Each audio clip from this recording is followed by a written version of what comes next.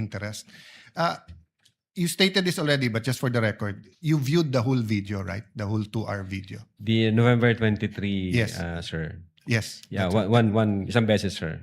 Isang beses lang. Yes, sir. Okay. And how many times there has the Vice President made admissions against her interest?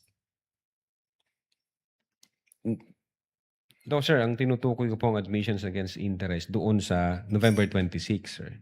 No, sabi mo yung November 23 din na ayaw ng defense gamitin contracted. So yung kinausap is also an admission against her interest, di ba? Di, sir, ang sinasabi ko pong admissions against interest, yung November 26 video po, sir. Na sinasabi niyang totoo yun at hindi niya Yes, sinasabi. sir. Okay. Opo. So doon sa November 23, may nakita ka doon na admissions against interest?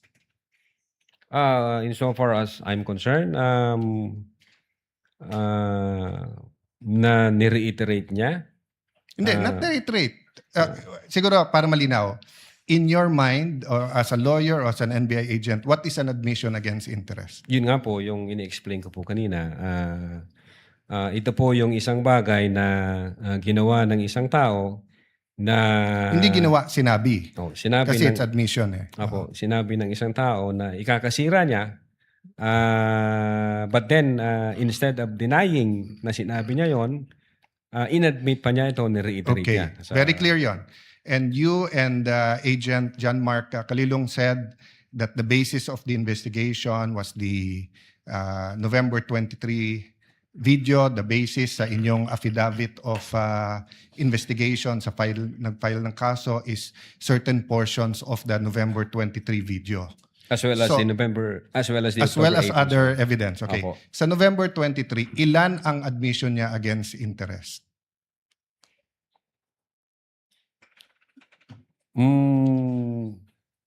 Ang sinasabi ko pong admission against interest No. This yung is a new November question. 26. This is a new question. If you evaluated well the November 23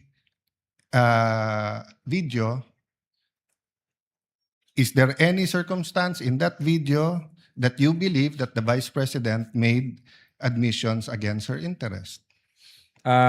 Plain ho yung utterance niya doon, Your Honor. Yung nakita lang ho namin, yung utterances niya.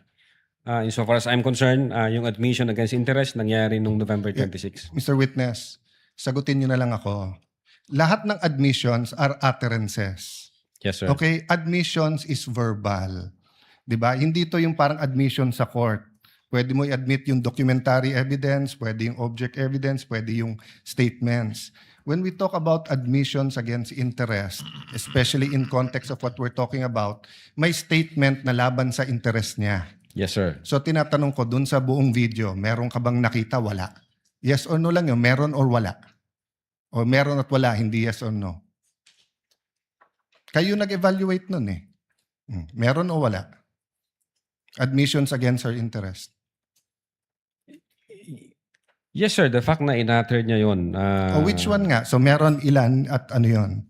A little leeway, Mr. Presiding Officer, kasi hindi natukoy masyado yung tanong. Senator Yes. Judge Aral may proceed. Yeah. So which statement that? That one you're mentioning now. So yung sagot mo, meron. Ang understanding ko, sir, nung sinabi ko yan, I'm referring to the November 26, 2024. Mr. Witness, paulit-ulit tayo. Yes, sir. Burahin mo na yung pinag-uusapan natin you're referring to. I'm asking you a direct question. Yes, Sa sir. November 23, meron o wala bang statements na you will consider in your professional as a lawyer and as an NBI agent in charge of investigating this? Meron ba siyang admissions against interest? Ang tinutukoy ko lang po again, Your Honor, yung 26. No, I don't care. Wala po yung 23. I'm sorry. I don't care, Mr. Presiding Officer, kung anong tinutukoy mo. I'm asking you a direct question. November 23 video. Meron o wala siyang admissions against her interest doon? Attorney Lotok, yes, no, I do not know, I do not remember. We're referring to November 23, not 26. Yeah, I do not know, sir. Ang Oh, you do not know. ang nire-refer ko na Yeah, don't tell me na. So you do not know. Okay. When she said, kung papatayin ako, may kausap na ako, patayin nyo yung tatlo. Is that an admission against interest? Yes or no? Based on that utterance, sir, yes, I think so. Yes. O kakasabi mo lang kanina, I don't know. Ngayon, yes. O ano pa? Ano pa sa video na yon na admission against interest? Meron o wala? Or I don't know? Yung utterances na yun, sir, ang Sir, bukod nga doon. to me, sir, yung utterances na yun, that's admission against Sir, interest. klaro na yon. Tinanong ka na ng presiding officer, sagot mo, I don't know. Tinanong kita ng diretso na sa video, biglang you know, biglang sasabihin mo na yun utterance na yon. So ang tanong ko na ngayon, bukod doon, aside from that, Sir, ulitin ko po yung sagot ko. no, you don't need to answer. Yung sinabi ko po na No, I'm admission asking against you, interest. aside from the utterance, the statement, na kung papatayin nila ako, patayin sila, is there any other utterance during in that video that you would consider admission against In so far interest? as I remember, wala na po yun. Wala na, okay. When the Vice President said, yung pinamigay sa DepEd, isn't that an admission against her interest kung may pinamigay? Siya po yung namigay, sir? O, ikaw ang nanood ng video, ikaw nag-evaluate, ako pa magsasabi sa iyo kung ano laman ng video. Akala ko ba, tinignan nyo ng mabuti yung video? Bakit hindi mo alam yung laman ng video? DSW, ano, sir, pwede ko pong tingnan yung sinasabi No, niyo. no, so you do not know what the alaman ng video. Again, tiningnan ko po ang video one time and ang nag-review po ng video yung agent on case. Yes, but you're the agent in charge and you're the one who filed the affidavit. Okay, Yes, sir. next question. Nung sinabing mag-people power, tapos ang sinabi niya, hindi yun yung solusyon. O kung nag-people power, sino magiging presidente? Kung nag-people power at mawawala ang Pangulong Marcos, sino magiging presidente? Siya, sir. Opo. Oh, so hindi ba admission against her interest din? Siguro sa interest niya maging presidente. Pero ang sinabi niya, what? I think so, sir. Okay. So I mentioned 3. So my next question.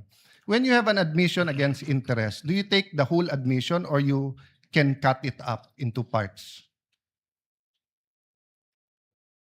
Again, Your Honor, yung If my admission against interest is 1 sentence or 1 paragraph or 3 sentences, can you take 1 sentence and say yun lang yung admission and the 2 other sentences are not?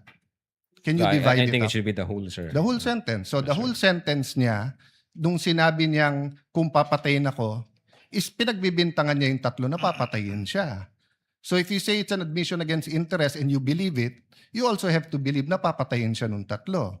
The same thing, if you're going to say na namudmud siya sa DepEd, ang sinabi niya galing sa First Lady yung pera. So you're also going to have to believe that. So if you're going to believe her, na yung ibang sinabi is seditious, ngayon sinabi nga niya, hindi solusyon ng people power. So as the evaluator, bakit hindi consistent yung evaluation niyo nung video? No, I think yung in so far as people power is concerned, I think sinabi niya yata na, yes ma'am, natutuwa ako dun sa ginagawa niyo. Hindi. Your Honor. Pwede ko pong ulitin. Your Honor. Let the record speak for itself. It's on Yes, Your page 26. Same paragraph nung sinabi niyang papatayin, no? But having said that, last question, no? Bakit sa cybercrime ni-refer? Ba't hindi sa anti-terrorism or sinabi mo meron intel group? Bakit sa cybercrime? Your Honor, my cyber aspect po kasi yung violation. Okay. What are the aspects of the alleged threat? One is the cybercrime grave threat. The other one is a possible assassination threat, right? No, Your Honor, yung sinasabi kong my cyber aspect, the utterances was made through Through cyber.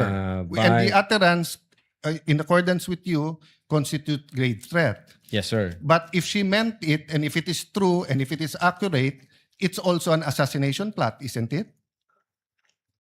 Kung totoo yung utterance niya, napapapatay kita, may kausap na ako, hindi ba assassination plot yun?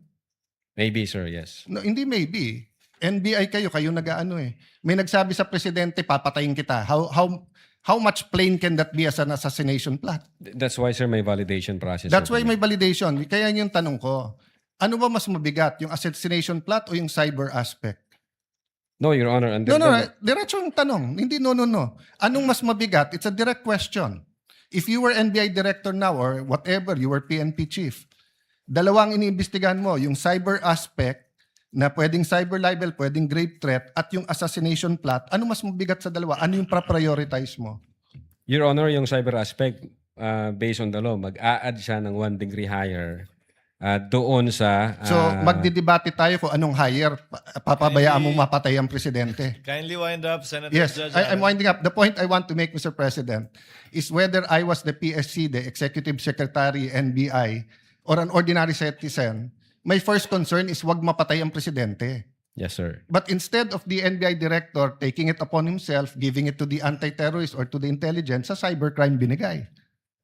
Your Honor, again, uulitin ko, yung utterances was made through Yeah, information and so communication technology. Kaya may I hope if jurisdiction any on one of my cybercrime colleagues here division. become president, magbago yung attitude ng NBI. Mas importante pala cyber kaso sa buhay ng presidente. Not necessarily, Your Thank you, Honor. Mr. President. Noted. Counsel for respondent is recognized for his recross, if any. Just a few points, Your Honor. You may proceed, sir, when you're ready.